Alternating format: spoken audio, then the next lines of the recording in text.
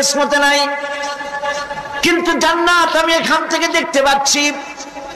জান্নাতের সুঘ্রাণ আমার নাকে আসতেছে, কপালে নাই যাওয়ার।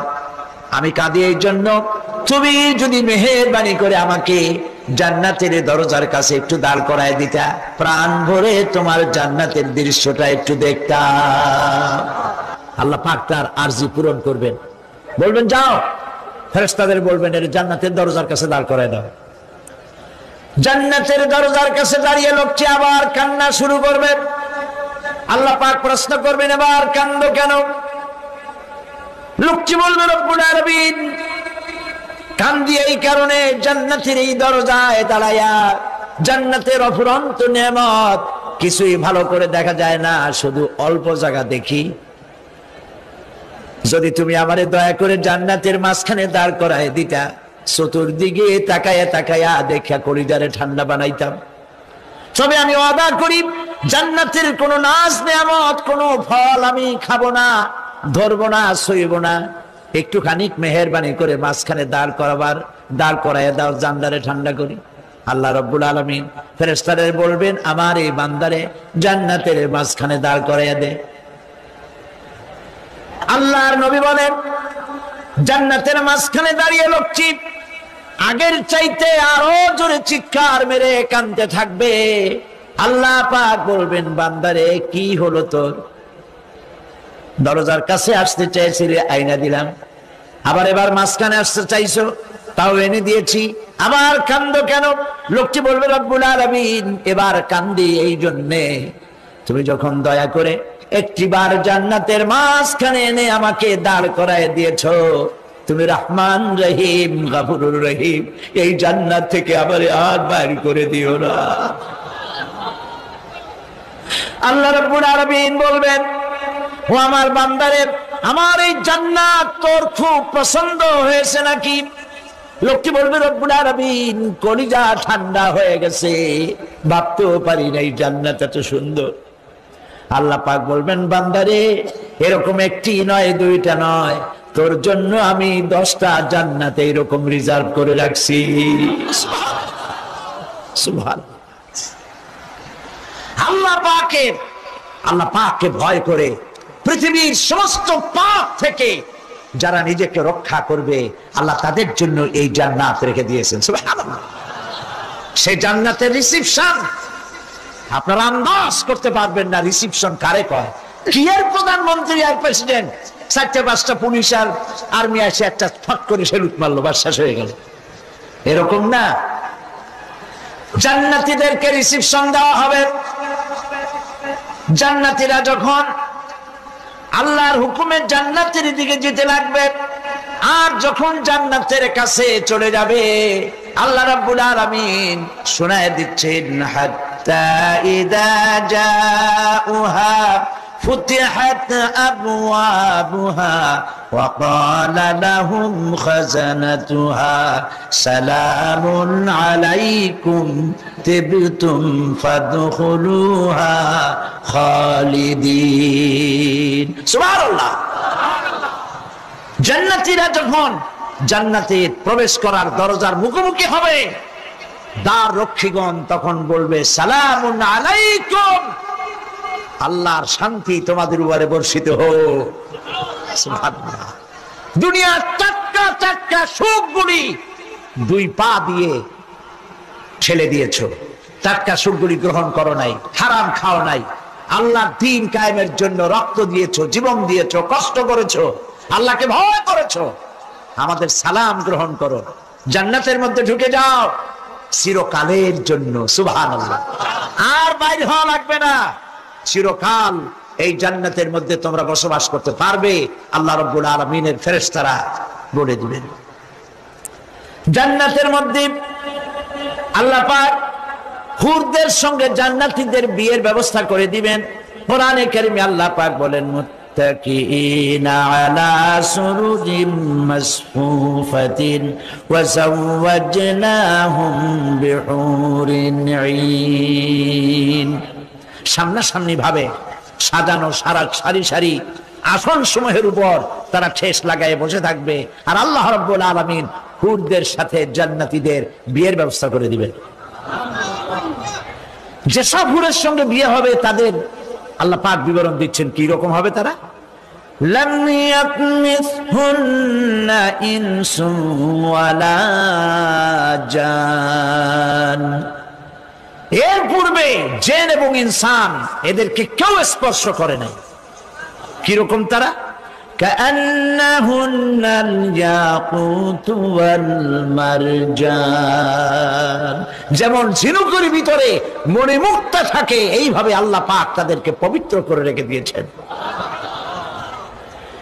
আমার প্রিয় ভাইরা, আল্লাহ রাব্বুল আলামিন কোরআনে কারীমের ভিতরে বলেছেন ফাবিআইয়ি আলা'i রাব্বিকুমা তুকাযযিবান।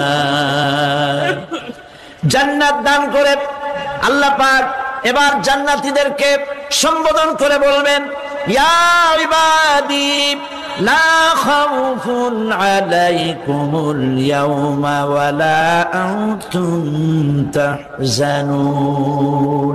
হে আমার বান্দারা, লা খাউফুন আলাইকুমুল ইয়াওম, আজ আর কোনো ভয় নাই। সুবহানাল্লাহ, সুবহানাল্লাহ। আজ আর কোনো ভয় নাই, কোনো চিন্তাও নাই, আরামে এই জান্নাতের মধ্যে বসবাস করো। এরপরে আল্লাহ পাক জিজ্ঞেস করবেন, ও আমার জান্নাতীরা, আমি যেসব ওয়াদা করছিলাম আমার ওয়াদা মোতাবেক সমস্ত নিয়ামত পেয়েছো? তারা বলবে হ্যাঁ পেয়েছি, সব নিয়ামত আপনার ওয়াদা মোতাবেক সব পেয়েছি। আল্লাহ রাব্বুল আলামিন বলবেন সব পাও নাই, ওয়ানাদাইনা মাজিদ, আমার কাছে আরো বেশি আছে। সুবহানাল্লাহ, আমার কাছে আরো বেশি আছে। জান্নাতীরা বুঝবে না সে আরো বেশিটা কি, এর থেকে আর বেশি কি। প্রিয় ভাই সব, নবী করিম সাল্লাল্লাহু আলাইহি সাল্লাম বলেছেন জান্নাতের সুখ আর শান্তি কোন চোখ নাই যা দেখেছে, যা কোন অন্তঃকরণ নাই যা কল্পনা করতে পেরেছে। এই জান্নাত মুত্তাকিদের জন্য আল্লাহ রাখছেন। সুবহানাল্লাহ। জান্নাতীরা ভাবতেও পারবে না সেই নিয়ামতগুলি কি। প্রিয় ভাই সব, সেই মুহূর্তে আল্লাহর নবী মুহাম্মদুর রাসূলুল্লাহ সাল্লাল্লাহু আলাইহি ওয়াসাল্লাম বলবেন, রব্বুল আলামিন, আমার উম্মতেরা জান্নাতীরা বুঝতে পারে নাই আপনার কাছে কি নিয়ামত আরো বেশি আছে। আমার এই উম্মতেরা জান্নাতীরা আপনার ওয়াদা মোতাবেক সব পেয়েছে, কিন্তু একটি জিনিস এখনো তাদের কিসমতে হয় নাই। সেই জিনিসটা হলো যারা তার রবকে না দেখে শুধু কোরআন আর হাদিসের কথা শুনে আরবের ঘুম হারাম করে তাহাজ্জুদের নামাজ আদায় করেছিল, চোখের পানি ফেলেছিল, যারা জান্নাত দেখে নাই, জাহান্নাম দেখে নাই, আপনাকে ভয় করে যারা জীবন পরিচালনা করেছিল, যারা আপনাকে দেখে নাই, না দেখে শুধু কোরআন হাদিস বিশ্বাস করে যারা অকাতরে নিজেদের জীবন বিলায় দিয়েছিল, এই জান্নাতীরা এখন পর্যন্ত তার রবকে দেখতে পারে নাই। আল্লাহ রাব্বুল আলামিন তার সামনে থেকে ৭০,০০০ পর্দা সরে যাবে। আল্লাহ পাক বান্দাদের আরজি পুরা করার জন্য জান্নাতীদের সামনে তিনি জালোয়া ফরজ হবে। কোরআন শরীফের ভিতরে আল্লাহ পাক বলেন জান্নাতীরা তারা আল্লাহর দিকে, জান্নাতীরা তার রবের দিকে তাকিয়ে থাকবে, আর রব তার বান্দাদের দিকে তাকায়া থাকবে। প্রাণ ভরে জান্নাতীরা রবকে দেখবে। সুবহানাল্লাহ, আল্লাহ পাককে দেখবে। প্রাণ খুলে আজ দোয়া করি রব্বুল আলামিন জান্নাতের যেই পরিবেশে যেই জায়গায় তুমি দয়া করে তোমার গোলামদেরকে তুমি নিজেই দর্শন দিবে, দেখা দিবে। মনিব গো, ও আমাদের রব, আজ এই বিশাল জনসমুদ্র নিয়ে তোমার দরবারে আবেগ ভরা কণ্ঠে বলি, যে অনুষ্ঠানটি তুমি এমন মুবারক অনুষ্ঠান করবে যেখানে তুমি জান্নাতীদেরকে দেখা দিবে, ওই জান্নাতের কোন একটি, ওই অনুষ্ঠানের কোন একটি কোনায় কানায় আমাদেরকেও দাঁড় করাইয়া দেখান তো।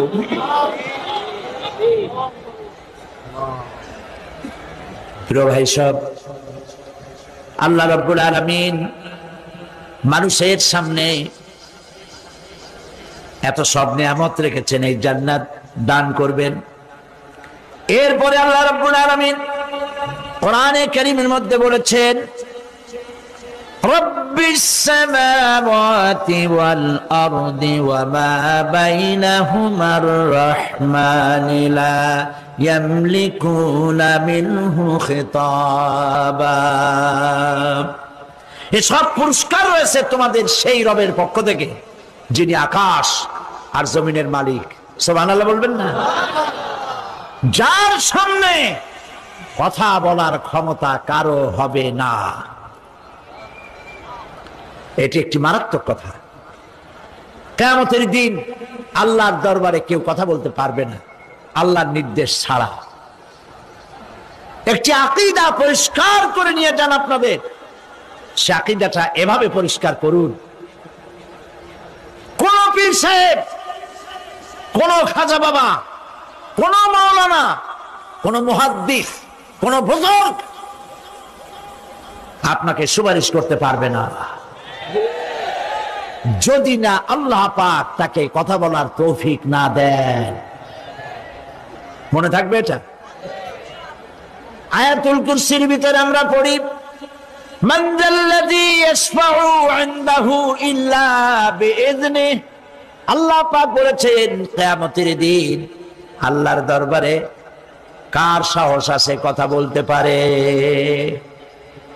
মান যাল্লাযী ইয়াশফাউ ইনদাহু ইল্লা বিইযনিহি। আল্লাহর ওয়াদা ছাড়া, হুকুম ছাড়া আল্লাহর সামনে কথা বলার সেদিন কেউ থাকবে না। সুবহানাল্লাহ। কেউ কথা বলতে পারবে না।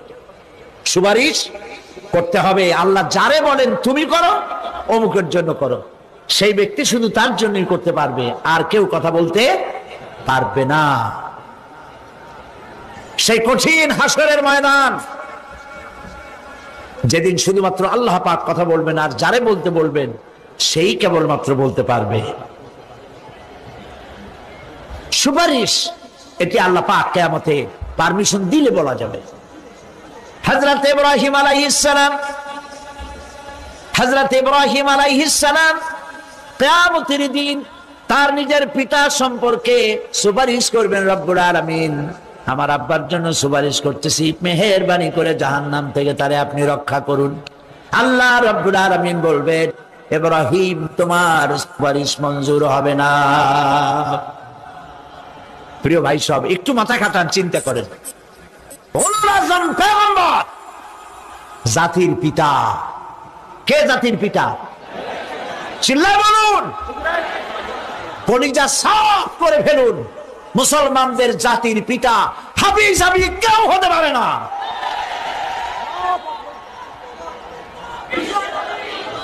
মিল্লাতা আবিকুম ইব্রাহিম। ইব্রাহিম আলাইহিস সালাম এই মিল্লাতের পিতা। সুবহানাল্লাহ। হযরত ইব্রাহিম আলাইহিস সালাম কিয়ামতের দিন বলবেন, আল্লাহ আমার আব্বার জন্য সুপারিশ করছি। আল্লাহ পাক বলবেন মঞ্জুর হবে না। আজর তোমার পিতা হতে পারে, কিন্তু আমার খলিলকে আগুনে ফেলার জন্য নমরুদকে সে সহযোগিতা করেছে, আমি তোমার পিতাকে ক্ষমা করব না। নবী করিম সাল্লাল্লাহু আলাইহি সাল্লামকে সাহাবায়ে কেরাম জিজ্ঞেস করেছেন, হে রাসূল, আপনার আব্বা এবং আম্মার অবস্থা কি হবে? নবী করিম সাল্লাল্লাহু আলাইহি সাল্লাম কেঁদে ফেলেছেন, সাফ বলেছেন, আমি তাদের কোনো উপকারে আসব না। আল্লাহু আকবার। আপনি মনে করছেন নাকি যে ইয়া নবী সালাম আলাইকা বলি অমনি নবী সুপারিশ পাবেন? এত সহজ। কতগুলা রসগোল্লা খাইলেন আর বড় একটা মিছিল করলেন আর অমনি চলে যাবেন? পৃথিবীর সব মানুষ, সাহাবায়ে কেরাম বাদ দেন, পৃথিবীর সমস্ত মানুষ একত্রিত হয়ে আবু তালেব রাসূলুল্লাহকে যে ভালোবেসেছেন, ওর 1000 ভাগের 1 ভাগও সারা দুনিয়ার মানুষ রাসূলুল্লাহকে ভালোবাসতে পারবে? পারবে? নিজের ছেলে আলীকে, আলী রাদিয়াল্লাহু তাআলা আনহুকে আলাদা বিছানায় শোয়াইয়া, ছোট্ট মানুষ হযরত আলী আলাদা জায়গায় রাখিয়া মুহাম্মদুর রাসূলুল্লাহ সাল্লাল্লাহু আলাইহি সাল্লাম এতিম মানুষ, তারে কলিজার সাথে বুকের মধ্যে আশ্রয় তো দিয়ে আগলে রেখেছেন বুক করে। সেই আবু তালেব মৃত্যুর সময় নবী করিম সাল্লাল্লাহু আলাইহি ওয়াসাল্লাম বলেছিলেন, চাচা একটি বার আমার কানে তাওহীদের কালেমা শোনায় দেন। আবু তালেব তার কিসমতে ছিল না কালেমা।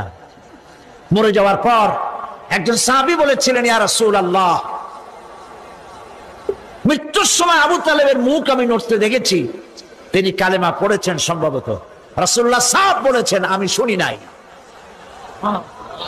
এত ভালোবাসার পরেও হাদিস শরীফে এসেছে আবু তালেব জাহান্নামে যাবে। কোথায় যাবে? জাহান্নামে। সবচাইতে কম আযাব হবে কার? আবু তালেবের। কম আযাবটা কি? হাদিস শরীফে এসেছে কম আযাব হলো জাহান্নামের আগুন দিয়ে এক জোড়া জুতা তৈরি করে আবু তালেবের পায়ে পরিয়ে দেওয়া হবে। সেই জাহান্নামের আগুনের তৈরি করা জুতার তাপে আবু তালেবের মাথার ঘিলুগুলো টকবক করে বউ পড়তে লাগবে।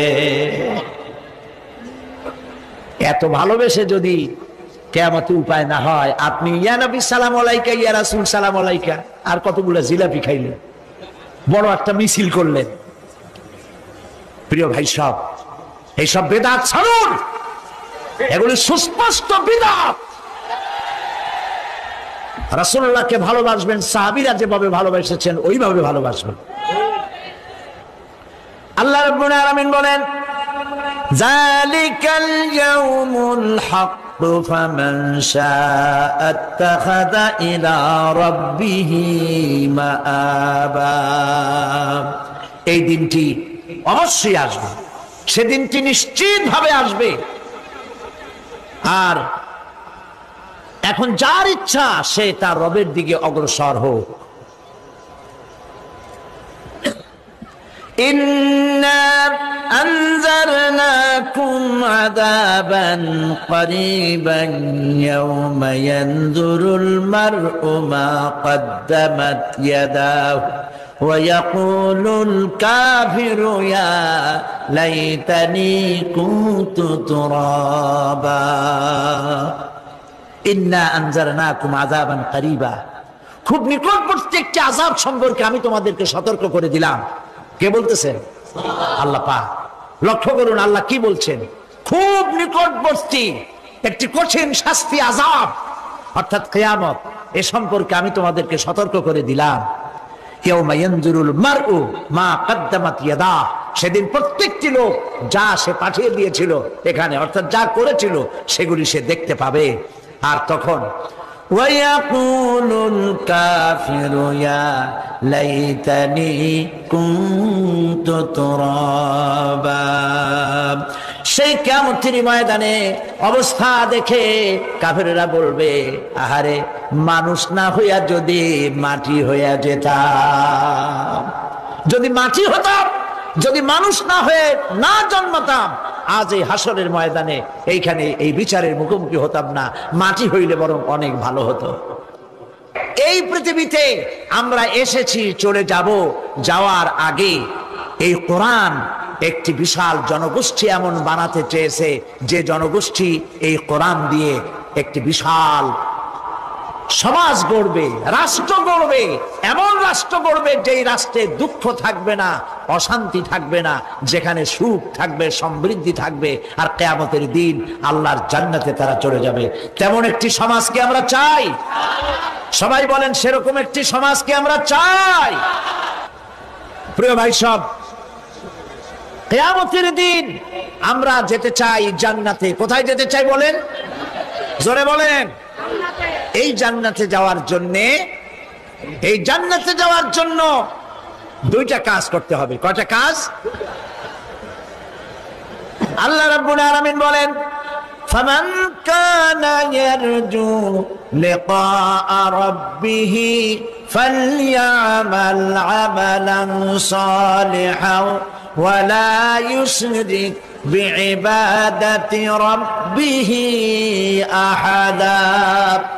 আল্লাহ পাক বলেন, যে বাজারা আমার সঙ্গে দেখা করতে চায় কিয়ামতে, দুইটা কাজ করা লাগবে। বলেন কয়টা কাজ?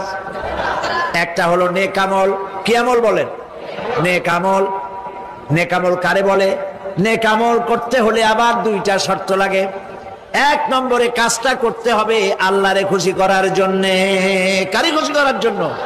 একটা মাদ্রাসা বানাইছি যাতে লোকেরা বলে যে বড় একটা মাদ্রাসা বানাইছেন, এই জন্য মাদ্রাসা বানাবেন, মসজিদ বানাবেন, হসপিটাল বানাবেন, যা কিছু করেন নিয়ত হবে আল্লাহকে খুশি করা। নিয়ত হবে কারে খুশি করা? আল্লাহ পাককে খুশি করা। এই হলো নেক আমলের প্রথম শর্ত, কাজ হবে আল্লাহকে খুশি করার জন্য। দুই নম্বরে কাজটি হতে হবে সুন্নতে নববী সাল্লাল্লাহু আলাইহি ওয়াসাল্লামের উপরে। মনে থাকবে, দাড়ি রাখবো কেন রাখবো? রাসূলের সুন্নাত। রাখবো কারে খুশি করার জন্য? আল্লাহকে খুশি করার জন্য। রাখবো কার মতো? রবীন্দ্রনাথের মতো, কার্ল মার্কসের মতো, কবির মতো নয়। রাখতে হবে কার মতো? নবীর মতো। বুঝে নেন, কাজটা হতে হবে আল্লাহকে খুশি করার জন্য। দুই নম্বরে কাজটা হতে হবে সুন্নতে নববী সাল্লাল্লাহু আলাইহি ওয়াসাল্লামের উপরে হতে হবে। তাহলে এই হলো এক নম্বর। জান্নাতে যাওয়ার জন্য, আল্লাহর সাথে দেখা করার জন্য এক নম্বরের কাজ হলো নেক আমল। বলেন এক নম্বরের কাজ কি? দুই নম্বরের কাজ ওয়ালা ইউশরিক বিইবাদাতি রাব্বিহি আহাদা। আল্লাহ রাব্বুল আলামিনের ইবাদতের সাথে কাউকে শরীক স্থাপন করা যাবে না। আমরা যারা মুসলমান, অধিকাংশ মুসলমান শিরকের ভিতরে মুবতালা হয়ে আছে। বিশ্বাস করেন কিনা বলেন?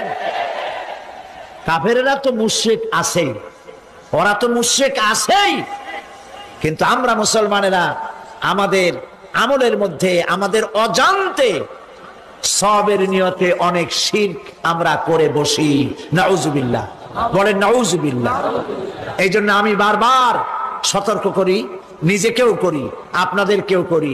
এই কারণে করি, শিরকের গুনাহ আল্লাহ মাফ করবেন না। ইন্না শিরকা লাযুলমুন আযীম। শিরক মস্ত বড় অপরাধ, জল, আল্লাহ মাফ করবেন না। আল্লাহর কাছে কান্দে কান্দে মাপ চাওয়া লাগবে যে আল্লাহ শিরক থেকে আমাকে রক্ষা করো, বাঁচাও। অনেক গোপন শিরক আছে। মাজারে যান, পীর সাহেবের কাছে যান, মনে যদি নিয়ত থাকে উনি ফু দিলে আমি ভালো হবই, উনি তাবিজ দিলে আমার বাচ্চা হবেই, উনি আমারে দয়া করলেই আমার ব্যবসায় উন্নতি হবেই, এইটার নাম শিরক।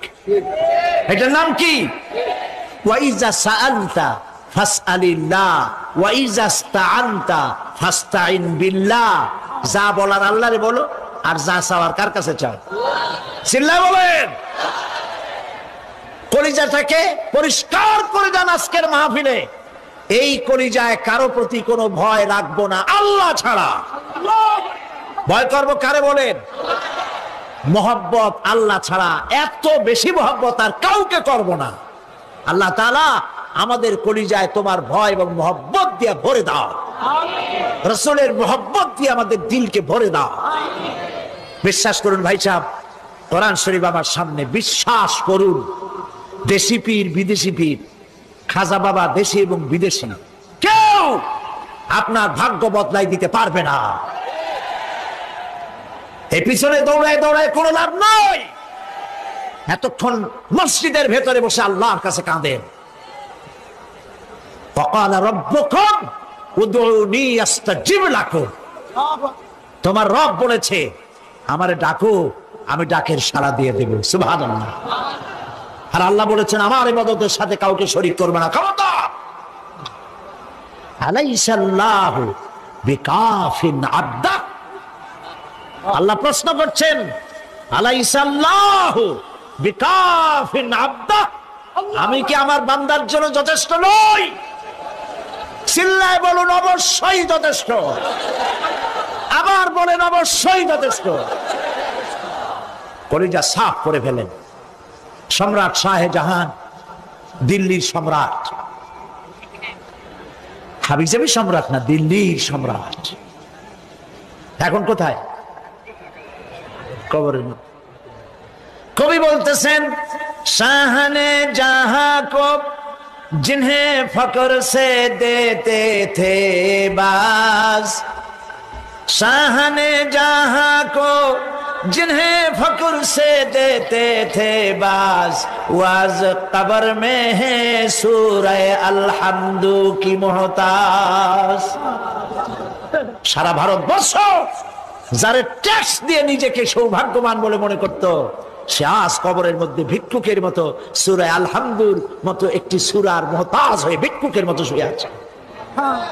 সম্রাট শাহজাহান মসজিদে বসে আছে, এক ফকির ঘুরতেছে। লোকেরা কয় ছোটবেলা থেকেই তোমার খয়রাত করতে দেখলাম, ভিক্ষা কি জীবনেও যাবে না তোমার? লোকটি বলছে আমি ভিক্ষা করবো ছাড়া আমার উপায়টা কি? এই লোকটি আমি ভিক্ষা করা ছাড়া করবো কি? লোকেরা তো আমার 60 টাকা 50 টাকা 100 টাকা দেয় না, 4 আনা 5 আনা 1 টাকা এই আমার দেয়, এ দিয়ে আমি বড় লোক হবো কেমন? লোকটি বলছে আচ্ছা দেখো, তুমি তো জায়গা মতো যাইতে পারো নাই, বাদশার কাছে যাও, এমন দেওয়া দেবে জীবনে আর খয়রাত করা লাগবে না। তো বাদশার কাছে কি খয়রাতি যাইতে পারে কোনোদিন? হ্যাঁ এখন পারবা। কেমনে? সম্রাট শাহজাহান এখন একা একা মসজিদে আছেন। তখনকার এসব বাদশারা অনেকে নামাজি ছিলেন, দিনদার ছিলেন। ফকির দরজার কাছে দাঁড়াইয়া দেখতে পাচ্ছে কেউ নাই, দেহরক্ষীরা দূরে দূরে দাঁড়ানো। বাদশাহ মসজিদের ভেতরে বসে হাত তুলে ঝুলতেছে আর কাঁদতেছে, চোখের পানি দিয়া দাঁড়িয়ে ভিজে ভিজে পড়ছে। এই দৃশ্য অনেকক্ষণ দেখলো ফকির। কিছুক্ষণ পর সম্রাট শাহজাহান মসজিদ থেকে বেরিয়ে আসছে। ফকির বলছে আসসালামু আলাইকুম হুজুর। তিনি বললেন ওয়ালাইকুম আসসালাম, চলে গেল। বাদশা বলল আমার কাছ তো কেউ আইসা কিছু না চাইয়া তো যায় না, এরে দেখলাম খয়রাতির মতো কিছু চাইলো না, বেটা ভয় করলো নাকি? হ্যাঁ মেয়ে এদিকে আসো। আসছে। ভয় পাইছো? কয় না ভয় পাইনি। তো কিছু যে চাইলে না? ফকির বলছে জাহাপানা সত্যিই কিছু চাইতে আসছিলাম, তারপর চাইলে না কেন? ফকির বলছে জাহাপানা সারা জীবন ভিক্ষা করেছি, আর আজ দিল্লির সম্রাটের কাছে বেশি পাওয়ার লোভে এসেছিলাম, কিন্তু আপনার দশা দেখা আমার জ্ঞানের চোখ খুলে গেছে। আমি লক্ষ্য করে দেখলাম আমি সম্রাটের কাছে চাইতে এসেছি, হাত তুলি নাই, বিনয় প্রকাশ করি নাই, চোখের পানি ফেলি নাই, কিন্তু লক্ষ্য করে দেখলাম দিল্লির সম্রাট আমার চাইতেও বড় ভিক্ষুকের মতো। আবার কোন সম্রাটের কাছে হাত তুলে কান্দে? আমার জ্ঞানের চোখ খুলে গিয়েছে, আমি বুঝতে পেরেছি সম্রাট কান্দে যেই সম্রাটের কাছে, তারে ছাড়া আর কারো কাছে জীবনে চাইব না। এই কথাই সূরা ফাতিহায় প্রত্যেক দিন পড়ি, বুঝি না কি পড়ি। ইয়াকা না'বুদু ওয়া ইয়াকা নাস্তাঈন। আয় আল্লাহ, একমাত্র তোমার গোলামি করি আর তোমার কাছে সাহায্য চাই, তুমি ছাড়া কারো কাছে সাহায্য চাই না। কলিজা সাফ করুন। কোন মরা পীর, কোন জিন্দা পীর আপনার মনের আশা পুরা করতে পারবে না, পারবে না, পারবে না।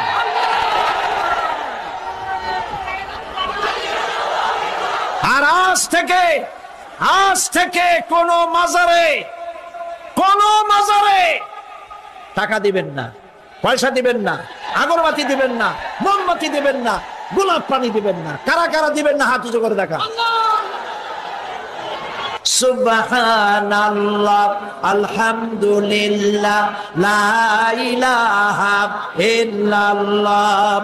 সুবহানাল্লাহ, আলহামদুলিল্লাহ, লা ইলাহা ইল্লাল্লাহ। সুবহানাল্লাহ, আলহামদুলিল্লাহ, লা ইলাহা ইল্লাল্লাহ, মুহাম্মাদুর রাসূলুল্লাহ। আল্লাহুম্মা আমিন। রব্বানা যালামনা আনফুসানা ওয়া ইন লাম তাগফির লানা ওয়া তারহামনা লানাকুনান্না মিনাল খাসিরিন। রব্বুল আলামিন, तमाम পৃথিবীর মাটির নিচে যত মুমিন মুমিনাত শুয়ে আছে, আল্লাহ কবরগুলি কি জান্নাতের টুকরা বানায়া দাও। আয় আল্লাহ তাআলা, এই মুহূর্তে মনে পড়ে গেল আমাদের মা বাপের কথা। রব্বুল আলামিন, আমাদের আব্বা জান কত বছর আগে দুনিয়া থেকে বিদায় হয়ে গেল, নাম ধরে আর কেউ ডাকে না। কত কষ্ট করেছে, ধান বিক্রি করে, সুপারি বিক্রি করে, নিজের পেটে না দিয়া নিজের ভালো জামা না বানাইয়া আমাদের লেখাপড়া শিখাইছে, বাড়িঘর বানালো। আর একদিন তোমার ডাকে সাড়া দিয়া চলে গেল। যুগের পরে যুগ চলে গেল, বাপের মুখ আর দেখি না। আল্লাহ তাআলা আমাদের আব্বা জান যাদের দুনিয়া থেকে বিদায় হয়ে গেছে, কবরটাকে বেহেশত বানায়। তুমি সম্রাটের সম্রাট, তুমি রাজাধিরাজ, তোমার মহব্বত ছাড়া কোনো মহব্বত যেন কলিজায় থাকে না মাবুদ। তোমাকে ছাড়া কাউকে যেন ভয় করি না মাবুদ। সারা জীবন শিরক আর বিদআত থেকে আমাদের তুমি বাঁচাও আল্লাহ। তোমার জাহান্নামকে আমরা ভয় পাই। আল্লাহুম্মা আজিরনা মিনান নার, আল্লাহুম্মা আজিরনা মিনান নার, আল্লাহুম্মা আজিরনা মিনান নার। রব্বানা তাকাব্বাল মিন্না ইন্নাকা আনতাস সামিউল আলিম ওয়া তুব আলাইনা ইন্নাকা আনতাত তাওয়াবুর রহিম। সুবহান রাব্বিকা রাব্বিল ইজ্জাতি আম্মা ইয়াসিফুন ওয়া সালামুন আলাল মুরসালিন ওয়ালহামদুলিল্লাহি রাব্বিল আলামিন। ওয়াজআল আখিরা কালামিনা ইনদাল মাউতি লা ইলাহা ইল্লাল্লাহু মুহাম্মাদুর রাসূলুল্লাহ। আল্লাহ রাব্বুল আলামিনের কারবার উল্টা। যদি কোনো মানুষ গুনাহ করে, সেই গুনাহ থেকে যদি তওবা করে, চোখের পানি ফেলে যদি গুনাহ মাফ চায়, আল্লাহ বলেন শুধু গুনাহ মাফ করি না, গুনার খাতায় যে নাম থাকে ওই নামটাও আমি আল্লাহ মুছে ফেলে দেই। ওই নামটাও রাখি না, মুছে ফেলে দেই। সুবহানাল্লাহ। আল্লাহ হচ্ছেন রহমান রহিম। আল্লাহর কাছে যখন বান্দা কান্দে, গভীর রাত্রে, শেষ রাত্রে আল্লাহ রাব্বুল আলামিন প্রথম আকাশে আসেন। মুসলিম শরীফের হাদিস। প্রথম আকাশে এসে ডাকেন, ও আমার বান্দারা কে আছো? গুনাহ করে করে জীবন ভর্তি করে ফেলেছো, আমার কাছে কাঁদো। ঋণগ্রস্ত হয়েছো, ঋণ পরিশোধ করতে পারো না, আমারে বলো। কে আছো এমন জীবনটাকে বরবাদ করে ফেলেছো, অসুখ হয়েছে সারে না, আমাকে বলো। এভাবে আল্লাহ ডাকতে থাকেন। ওই সময় যে সমস্ত আল্লাহর বান্দারা আরামের ঘুমকে হারাম করে গভীর রাত্রে জেগে উযু করে তাহাজ্জুদের নামাজ আদায় করে রব্বুল আলামিনের দরবারে দুহাত তুলে কাঁদতে থাকে আর বলে, আল্লাহ যত গুনাহ করেছি আমার তো বেঁচে থাকার কথা না, তুমি বাঁচায় রাখছো। হাদিস শরীফে এসেছে, আল্লাহ বলেন, ও হাবিব, যখন একটা বুড়া মানুষ আমার কাছে হাত উঠায়, দাড়ি পাকা মানুষ, একজন দাড়ি পাকা বৃদ্ধ মানুষ যখন আমার কাছে হাত উত্তোলন করে, নবীজি বলেন ওই বুড়া মানুষটা যখন বলতে থাকে, আয় আল্লাহ রাব্বুল আলামিন, আমার এখন বয়স নাই, কামাই করতে পারি না, তাই ছেলে পেলেরা আমার চোখে দেখতে পারে না, বউর কাছে আমার কদর নাই, ছেলে পেলের কাছে আমার কদর নাই, ঘরে আমার জায়গা নাই, এখন আমি কামাই করতে পারি না, আমি এখন দাঁড়াতে পারি না, কোমর সোজা হয় না, পা চলে না, শুনতে পাই না, কান বন্ধ হয়ে গেছে, চোখে দেখি না, চোখের দর্শন শক্তিও নষ্ট হয়ে গেছে। রব্বুল আলামিন, পেছনে এত গুনাহ করেছি যে তোমার কাছে কিছু বলার মতো সাহস আমার নাই। এই বলে যখন বান্দা কাঁদে, আল্লাহ রব্বুল আলামিন বলেন, এইভাবে বুড়া বান্দা যখন আমার দরবারে হাত তুলে কাঁদতে থাকে, তখন আমার শরম হয়, এই বুড়া মানুষটারে কেমনে আমি খালি হাতে ফিরাইয়া দেই। আমি খালি হাতে এই বুড়াটাকে ফিরাইতে পারি না। মানুষ যখন এভাবে কাঁদতে থাকে, আল্লাহ রাব্বুল আলামিন ফেরেশতাদের জিজ্ঞেস করেন, ও আমার ফেরেশতারা, আমার এই বান্দাগুলা কান্দে কেন? সব তো ঘুমায় গেছে, ওরা কান্দে কেন? ফেরেশতা বলে, রব্বুল আলামিন, তোমার বান্দা গুনাহ করেছে, জাহান্নামের আযাব থেকে মাফ চায়, আল্লাহ জিজ্ঞেস করেন, ওরা আমার জাহান্নাম দেখছে নাকি? বলে না দেখে নাই। ওরা আমারে দেখেছে নাকি? বলে না দেখে নাই। আমার বেহেশত দেখেছে নাকি? বলে না দেখে নাই। আল্লাহ বলেন, ফেরেশতারা আমার বেহেশত দেখে নাই, দোজখ দেখে নাই, আমারে দেখে নাই, শুধু আমার নবীর কথা বিশ্বাস করেছে, আমার কোরআনের কথা বিশ্বাস করে আরামের ঘুমকে হারাম করে এই গভীর রাত্রে কিভাবে কাঁদতেছে। ওদের কান্নায় আমার রহমতের দরিয়ায় জোশ মেরে গেছে।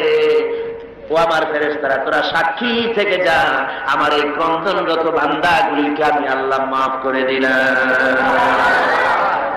আল্লাহ হচ্ছেন রহমান, রহিম, গফুর, গফার। এই হিসাবে আল্লাহকে বিশ্বাস করতে হবে। তিনি আমাদের মালিক, তিনি আমাদের মনি।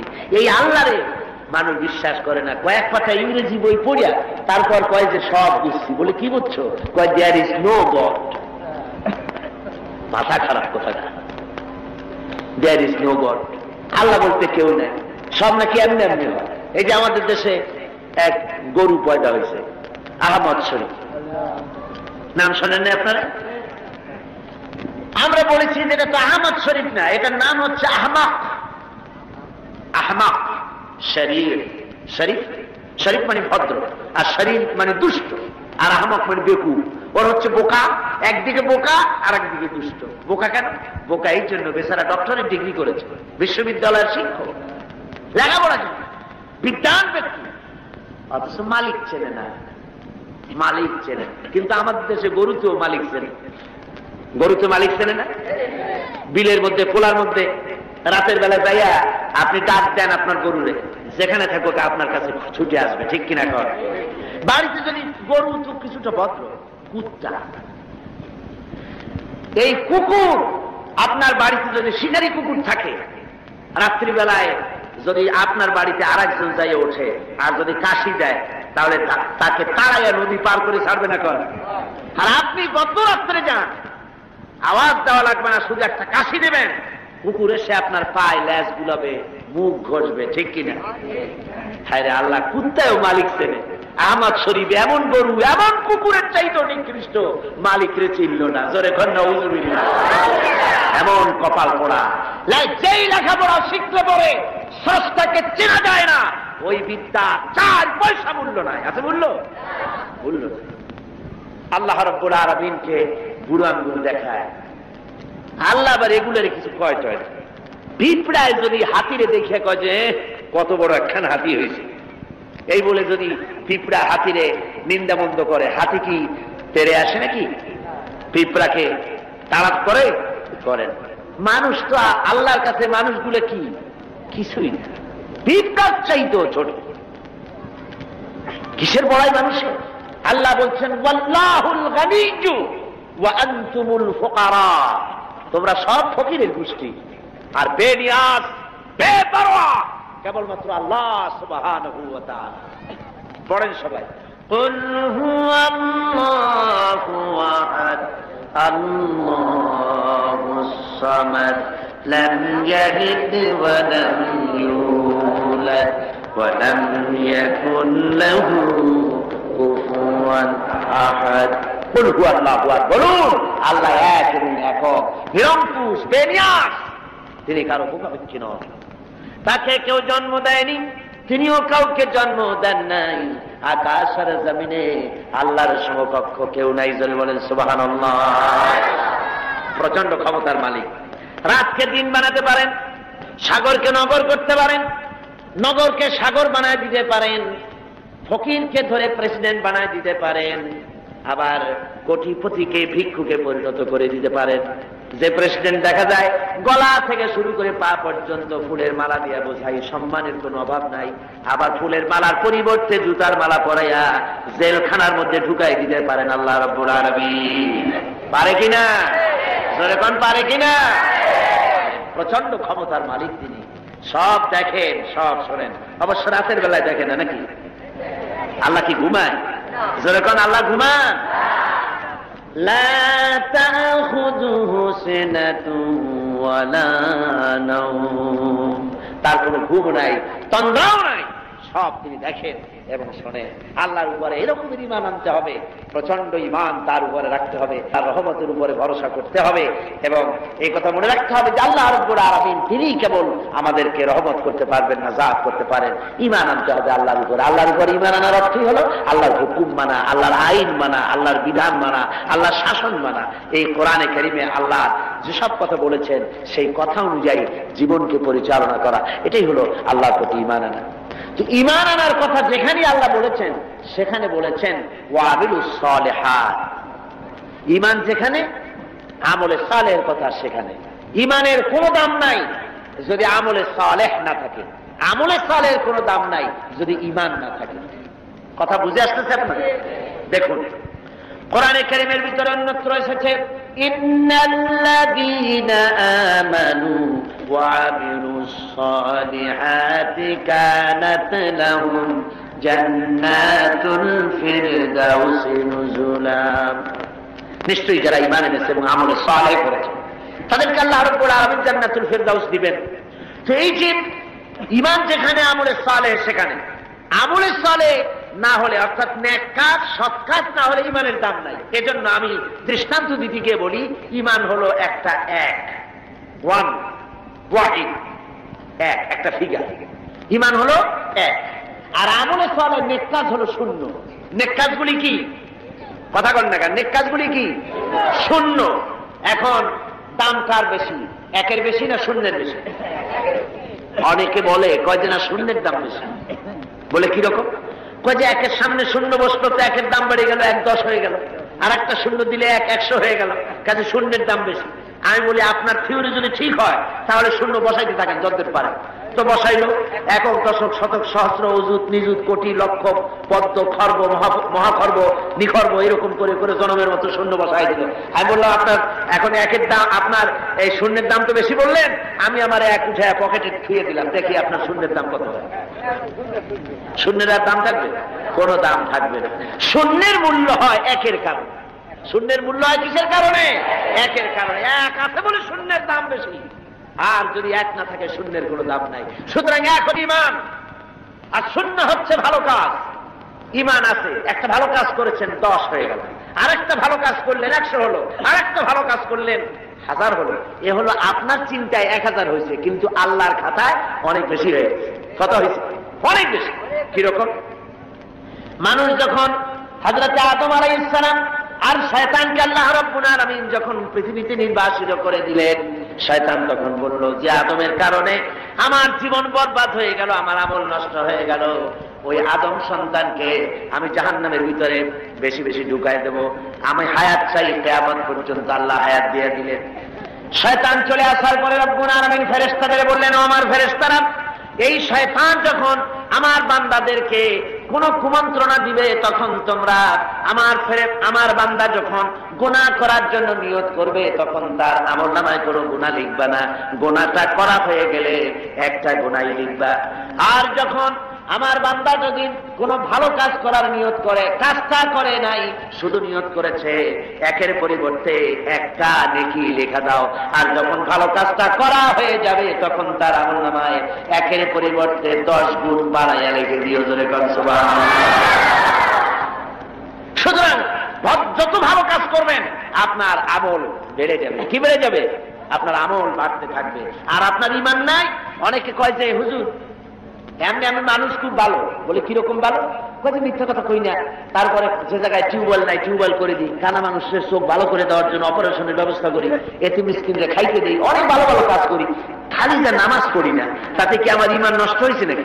আমি বলি ভাই ঈমানই তো নাই, তা নষ্ট হবে কি? ঈমান তো থাকা লাগবে। লা দীনা লিমান লা সালাতা লাহু, যার কাছে নামাজ নাই তার কাছে দ্বীন নাই, ঈমান নাই। মনে রাখবেন, যে ব্যক্তি নামাজ পড়ে না, মুসলমান বলে দাবি করা কোন অধিকার তার নাই, কোন দাম নাই। আপনি নামাজ পড়েন না তো আল্লাহর সামনেই মাথা নত হইল না, আপনি কিসের মুসলমান? ওরকম গরু শগুনিও খায়, কয় যে আমরা গরুর গোশত খাই, শগুনিও তো খায়।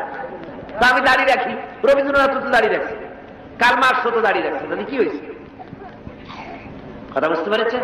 সুতরাং মাথা নত করতে হবে, আল্লাহরে সেজদা দিতে হবে। এমনি এমনি মুমিন হতে পাওয়া যাবে না। সবে বরাত আসলো, মাশাআল্লাহ আগের থেকে রেডি, রুটি তৈরি, গোশত তৈরি, তারপরে গোসল করবে কোন জায়গায় তাও তৈরি। শোনা আছে যে প্রত্যেক ফোটায় ফোটায় 100 করে নেকি হবে গোসলের পানিতে। তেল তোল মাইখা ভালো করে গোসলের জন্য রেডি হয়ে গেছে। গোসল টোসল করিয়া এরপরে গোস্ত খাইলো খুব, গোস্ত টোস্ত খাইয়া খেয়ে তারপরে 2 রাকাত 6 রাকাত নামাজ পড়িয়া ঘুমায় ফেলে। মনে করলো যে পিছনের গুনাহ মাফ হয়েছে। না, এত সহজ না। কথা বুঝতে পেরেছেন? এত সহজ না। শেষ রাত্রে ঘুমাইয়া ফজর নষ্ট করছে ওই পাগলের মতো। এক পাগল বলছিল যে মিয়া তুমি গরু কেন? ভালো মানুষকে পাগলে বলতেছে গরু কেন? কয় ঘুরতেছি, গরু চালাশ করি, একটা গরু কিনবো, পরশুদিন কোরবানি হবে, কোরবানির গরু চালাশ করি কিনবো। পাওনার কাছে না পাইনি। পাওনা তাতে কি হয়েছে? একটু মাঠে কত গরু একটা ধরে নিয়ে জবাই দিই। কয় যে তো তুমি পাগল, তোমার কথা, পরের গরু জবাই দিলে তো গুনাহ হবে, আমি গরু কিনে জবাই দেবো। কয় তুমি পাগল, আমি পাগল না। পাগলে বলতেছে তুমি পাগল। তুমি কোরবানি উপলক্ষে একটা ভালো নিয়ত করে একটা গরু তুমি ধরবা, সে যা করবি ভালো নিয়ত করিয়া কোরবানির দিনে নামাজ পড়িয়া এসে আল্লাহু আকবার বলিবে, জবাই দিয়ে দেবে। এখন তুমি চুরি করছো সেজন্য একটা পাপ হবে, আর আল্লাহ রাস্তায় কোরবানি করছো সেজন্য একটা সওয়াব হবে। কোরবানির সওয়াব আর চুরির পাপ ভগ্নাংশের মতো কাটাকাটি হয়ে যাবে, গোশত খাওয়া পাপ। মুসলমানের অবস্থা তাই হয়েছে। সারা বছর গুনাহ করে, ওজনে কম, খাদ্যে ভেজাল, চুরি, ডাকাতি, জুয়া, মিথ্যে কথা সব বলে। সবে বরাতে সমানে ইবাদত করে মনে করে পিছনের গুনাহ মাফ হয়ে যাবে, আর রাতের বেলায় খাও গোশত আর রুটি খাই নেবো জনমের মতো। এটার নাম পাগলামি। আচ্ছা, আপনারা শিক্ষিত লোক যারা, তারা তো বোঝেন, আপনারা সবই শিক্ষিত, ভালো মানুষ, আপনারা নিশ্চয়ই বোঝেন বোনাস। ঈদে বিভিন্ন মিল কলকারখানা বোনাস দেয়। বোনাসটা বোঝেন তো? একটু কথা না কইলে আমি বুঝি কেমনে বোনাস বোঝেন। ধরুন আদমজি জুট মিল কর্তৃপক্ষ তারা ঘোষণা করেছে ঈদের একদিন আগে 28শে রমজান অথবা 29শে রমজান আমরা ঈদ বোনাস দেব। এখন ঈদ বোনাসের কথা শুনিয়া ঢাকার থেকে গাড়ি গাড়ি ভর্তি লোক যাইয়া যদি গেটে দাঁড়ায় আমাদের ঈদ বোনাস দেন, ঈদ বোনাস দেবে ওদের কথা। বোনাস কাদের জন্য? যারা মিলে এমপ্লয়, যারা কর্মচারী, ওদের জন্য বোনাস। বাইরের লোকেরা বোনাস বোনাস করে যদি বেশি চিল্লায় তাহলে বোনাস পিঠের উপরে দেবে না, পিঠের উপরে বোনাস দিয়ে দেবে। লাইলাতুল কদর, লাইলাতুল বারাত, লাইলাতুল মেরাজ, এগুলি হলো আল্লাহর পক্ষ থেকে মুমিনদের জন্য বোনাস। এই বোনাস কাদের জন্য? যারা নামাজি, যারা দিনদার, যারা চরিত্রবান, যারা ইমানদার, ওদের জন্য বোনাস। সারা বছর নামাজ নাই, শবে বরাত শেষ হয়ে গেলে নামাজ নাই, আর এরা বোনাস নিতে যায় আল্লাহর কাছে। সারা রাত জায়গায় জায়গায় ইবাদত করবা, আর পরের দিন থেকে আবার যে শয়তান সেই শয়তান। কথা বুঝলেন? ওই যে আমি এই কথাটা বললাম, কমরউদ্দিন মুসল্লি সাহেবের নাম মনে আছেন আপনাদের? আরে ভাই কথা বললেন, কমরউদ্দিন মুসল্লি সাহেব, আল্লাহ তাকে বেহেশত নসিব করুন। শুনলাম কোন এক জায়গা থেকে উনি নৌকা বাইয়ে যাচ্ছে, তারপরে রোজার দিন একজনে কয় মুসল্লি সাহেব আমার একটু নেবেন, আমি একটু যাবো। কোন জায়গায় যাবো? লোক জায়গায়। তারপরে তারা নিচে নিয়ে সে বলছে যে আমি একটু ভাই আপনারা সাহায্য করি। কয় না, ভালো লাগবে না, আমি সব কামাই করি, তুমি বসো। অনেক দূর চলে গেছে। তারপরে সেই লোক একটা সিগারেট ধরেছে। আরে মিয়া, রোজার দিন তুমি সিগারেট ধরাইছো কেন? কয় যে আমি রোজা না। কেন রোজা না? কয় যে আমার পেট ব্যথা করে। পেট ব্যথা করে তুমি সিগারেট খাও কেন? তারপরে উনি নৌকা উল্টা দিয়েছে। কয় আপনি যান কোথায়? উল্টা উজানে। কয় যে তুমি যে জায়গায় দিয়ে উঠছো আমি সেই জায়গায় নামাবো। কয় যে না, আমার এই জায়গায় নামা দেন, আপনি কষ্ট করে উঠে যান না। কয় না, কোথায় শয়তান কোথায় নামাবো, যে জায়গায় শয়তান সেই জায়গায় নামাই দিয়ে আসবো। কমরউদ্দিন মুসল্লি সাহেব জিতাই। আর শুনছেন না আমার ভাইরা, এই রকমের নামাজ নেই, রোজা নাই। অনেক আছে রোজার মাস আসলে গ্যাস্ট্রিকের ব্যারাম হয়, রোজা রাখে না। কি হয়েছে? কয় যে গ্যাস্ট্রিক। আল্লাহ জনমের মতো গ্যাস্ট্রিক বানাই দিতে পারেন কিনা? আবার তার হুঁশিয়ার হয়ে যাবে। এই রমজান বরকতের মাস, রহমতের মাস, পবিত্র মাস। সুবহানাল্লাহ বলেন। আল্লাহ যেন সকলকে রোজা রাখার তৌফিক দেন, জোরে কোন আমিন। রোজা আসছে মানুষের চরিত্র ভালো বানাবার জন্য। হায় রে কপা, এই রোজা আসলে মুসলমানদের মেজাজ যায় খারাপ। হিন্দুরা বিকাল বেলায় মাছের বাজারে যায় না, মুসলমানদের রোজা মেজাজ খারাপ। বেলা 12টার সময় চোখ লাল, 2টার সময় গালাগালি, যারে বলা লাগে ভাই তারে কয় শালা। লোকেরা কয় দুনিয়াতে স্যাঁতসে, কয় যে রোজায় ধরছে। অফিসে গেছে, কাজ করতে পারে না, ঘুমায়। কয় লোক ঘুমায় কেন? কয় যে রোজায় ধরছে। যে রোজা তার চরিত্র ভালো বানাবে, সেই রোজা দিয়ে তার চরিত্র নষ্ট হচ্ছে, তার ঈমান নষ্ট হয়ে যাচ্ছে। তার কারণ কি? কারণ হলো ঘুম আসে, মেজাজ খারাপ হয়। মেজাজ খারাপ হয় কেন? পেটে অশান্তি হলে মেজাজ খারাপ হয়ে যায়। আল্লাহ বলছে যে সারাদিন একটু না খেয়ে থাকো। আপনি যদি না খেয়ে থাকেন তাহলে আল্লাহর গোলায় অনেক খাদ্য জমা হবে নাকি? না, সেজন্য রোজা না। রোজার অনেক ফায়দার মধ্যে এটাও, গরিব মানুষ যে না খায়া থাকে সারাদিন, তুমি যেন বোঝো, এটাও একটা। কিন্তু আমরা সারাদিন না খাইয়া ওই ইফতারের সময় সুদে আসলে সব উসুল করি, পেঁয়াজি, বেগুনি, ছোলা, মুড়ি, বুট, জনমের মতো খায়। খাইয়া মাগরিবের আগে শেষ হয় না, কয় ও মাগরিবটা পড়ে আসে, তারপরে খায়। এমন খাওয়া খায়, খাইয়া তারপরে ডাক্তারের কাছে গেছে, কয় যে ডাক্তার সাহেব আমি তো আর শ্বাস করতে পারিনি। কেন? কয় যে খাইছি বেশি, সবে বরাত তো খুব বেশি খেয়ে ফেলাইছি। কয় 2টা ট্যাবলেট খাও আর 1 গ্লাস পানি। খাওয়া খায়, পেটে উকুন মারা যায়, এমন খাওয়া খায়। এরপর তো ঘুম আসবে, এরপর তো মেজাজ খারাপ হবে। আর আমার সার ঔষধ সমানে বিক্রি হয়। আমার বন্ধুগণ, এই যে অবস্থা, এই অবস্থার জন্য আমরা আমাদের দায়ী হতে হবে। এই পবিত্র রজনী আল্লাহ পাক বোনাস স্বরূপ দিয়েছেন।